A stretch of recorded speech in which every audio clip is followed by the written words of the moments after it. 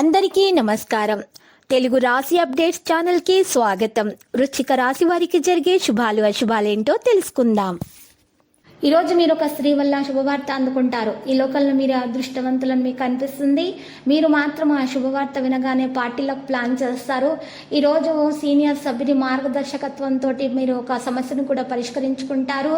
మరి గజకేసరి యోగం వల్ల కుటుంబంలో అద్భుతమైనటువంటి సమయం ప్రారంభమైపోతుంది. ఎవరైతే పెళ్లి కొరకు ప్రయత్నాలు చేస్తున్నారో వారికి మంచి మంచి సంబంధాలు రావడం ప్రారంభమవుతుంది. మరియు ఎవరికైతే పెళ్లి అయిన నవ వివాహితులు ఉన్నారో వారికి సంతాన ప్రాప్తి కలుగుతుంది.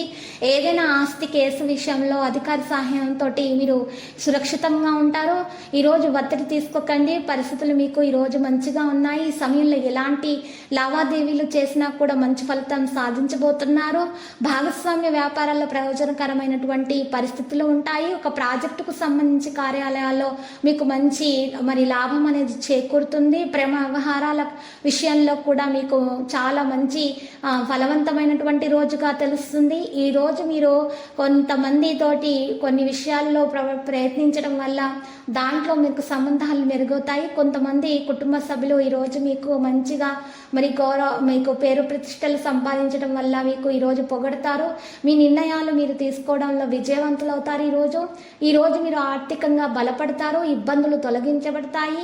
భాగస్వామితోటి సంబంధాలు మెరుగవుతాయి. ఈరోజు మీ యొక్క ఆరోగ్యం మెరుగ్గా ఉంటుంది. తల్లిదండ్రుల మద్దతు పూర్తిగా లభిస్తుంది.